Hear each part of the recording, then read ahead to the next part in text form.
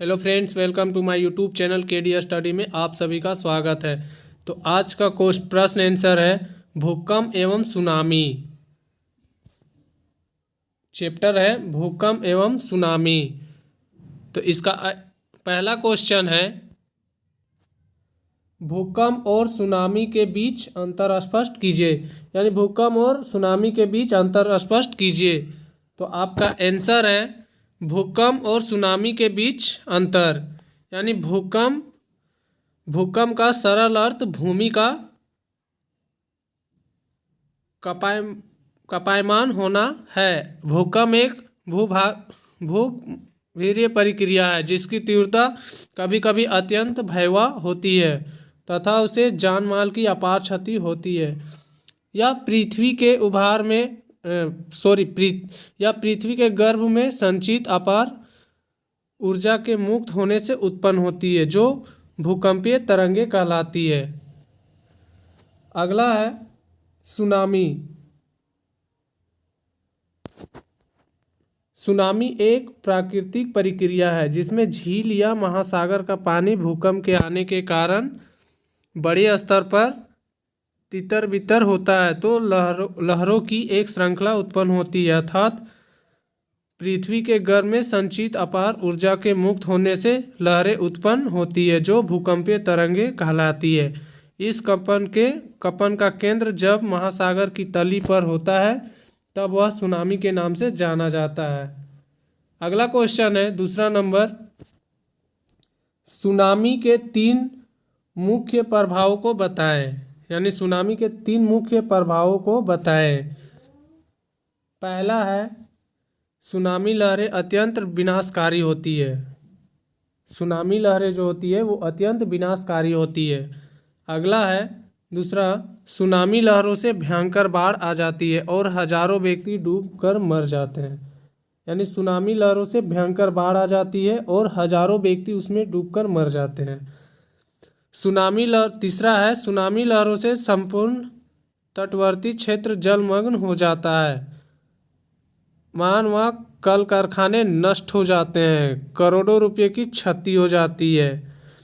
तो ये थे सुनामी के 3 मुख्य प्रभाव। अगला क्वेश्चन है तीसरा नंबर, सुनामी से आप क्या समझते हैं? सुनामी से बचाव के उपायों का उल्लेख करें अथवा सुनामी आपदा प्रबंधन पर एक लेख लिखें। तो आपका आंसर है भूकंपीय कंपन का केंद्र जब स्थल खंड पर होता है तो उसे भूकंप कहते हैं, लेकिन जब वही कंपन महासागर की तली पर होता है तो वह सुनामी के नाम से जाना जाता है। सुनामी के प्रभाव से समुद्री जल में कंपन होता है जिससे जल में क्षैतिज गति उत्पन्न होती है। आंतरिक ऊर्जा से संचालित क्षैतिज प्रवाह का जल तटीय स्थल से टकराता है और तट पर सुनामी की विनाश लीला देखने को मिलती है। 26 जनवरी 2004 को दक्षिण पूर्व एशिया से लेकर बंगाल की खाड़ी तक आए सुनामी में सैकड़ों लोग विलुप्त हो गए। यानी 26 जनवरी 2004 को दक्षिणी पूर्व एशिया से लेकर बंगाल की खाड़ी तक आए सुनामी में सैकड़ों लोग विलुप्त हो गए। निकोबार द्वीप समूह के दक्षिण इंदिरा पॉइंट इसके प्रभाव से विलुप्त हो गया। यानी निकोबार द्वीप समूह के दक्षिण इंदिरा पॉइंट इसके प्रभाव से विलुप्त हो गया। सुनामी जैसी भयंकर आपदा से बचाव के लिए निम्नलिखित उपाय किए जा सकते हैं। सुनामी जैसे भयंकर आपदा से बचाव के लिए निम्नलिखित उपाय किए जा सकते हैं। पहला है तटबंधों का निर्माण। सुनामी के विनाशकारी प्रभाव को कम करने के लिए कंक्रीट तटबंध बनाने की आवश्यकता है। इससे तट से टकराने वाले सुनामी तरंगों का प्रभाव तटीय मैदानों पर सीमित होगा। दूसरा है मैंग्रोव झाड़ी का विकास।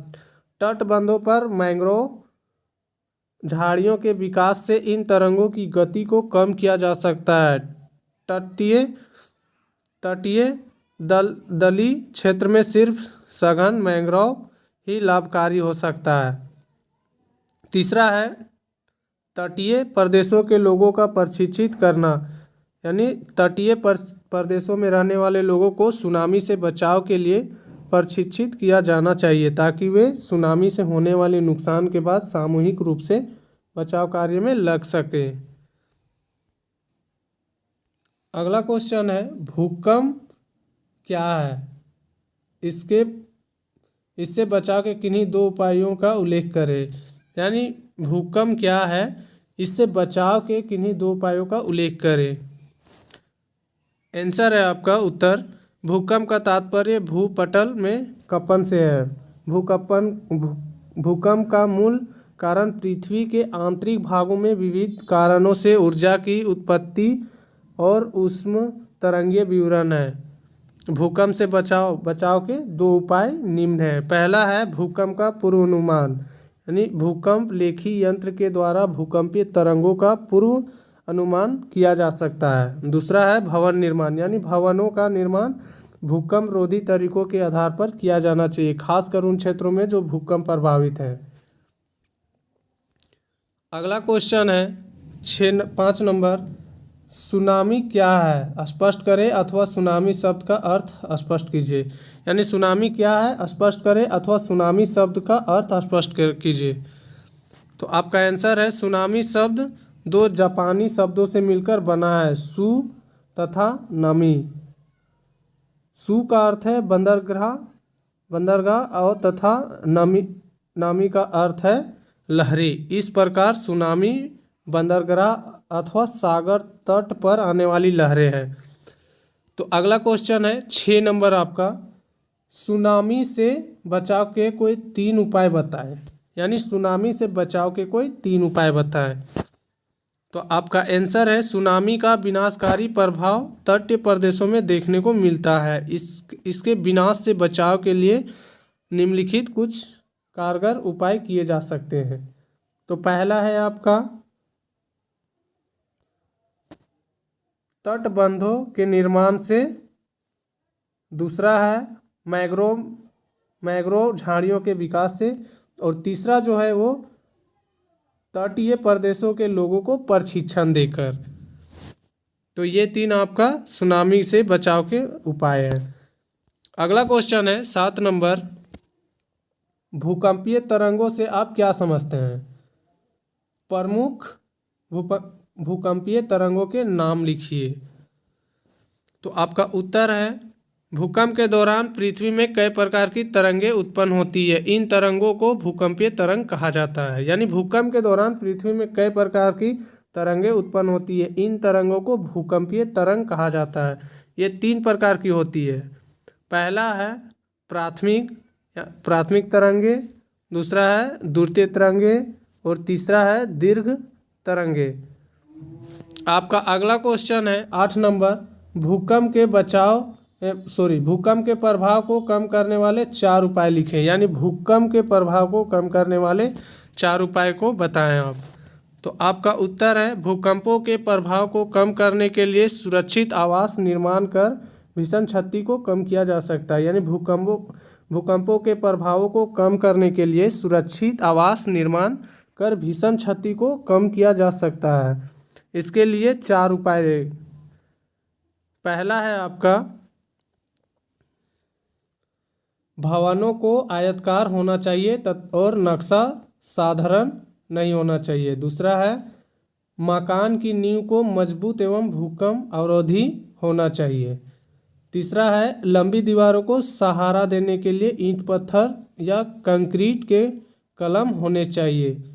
और चौथा है निर्माण के पूर्व स्थान विशेष की मिट्टी का वैज्ञानिक अध्ययन होना चाहिए, तभी नींव तथा निर्माण कार्य होना चाहिए। तो ये 4 नियम थे। अगला क्वेश्चन है 9 नंबर, भूकंप एवं सुनामी के विनाशकारी प्रभाव से बचने के उपायों का वर्णन कीजिए। यानी आपका क्वेश्चन यहाँ पर 2 तरह का है। एक पहला बोलता है कि भूकंप एवं दूसरा सुनामी के विनाशकारी प्रभावों से बचने के लिए उपायों का वर्णन कीजिए। तो आपका उत्तर है भूकंप और सुनामी 2 ऐसी प्राकृतिक आपदाएं हैं जिसका संबंध पृथ्वी की आंतरिक संरचना से है। हम लोग ठोस भूपटल पर रहते हैं। लेकिन इसके अंदर आग की लहरें तापमान 1000 चलती है। इन लहरों के कारण कंपन उत्पन्न होता है। इन कंपन का केंद्र जब स्थलखंड पर होता है तो उसे भूकंप कहते हैं, तथा जब महासागरों में होता है तो इसे सुनामी कहते हैं। भूकंप से बचाव के उपाय। तो पहला है भूकंप का पूर्व अनुमान। भूकंप लेखी यंत्र के द्वारा भूकंपीय तरंगों का पूर्व अनुमान किया जा सकता है। दूसरा है भवन निर्माण। भवनों का निर्माण भूकंप रोधी तरीकों के आधार पर किया जाना चाहिए, खासकर उन क्षेत्रों में जो भूकंप प्रभावित हैं। तीसरा है प्रशासनिक कार्य। भूकंप के बाद राहत कार्य के लिए प्रशासनिक अधिकारियों द्वारा विरोध दस्ते का गठन किया जाना चाहिए।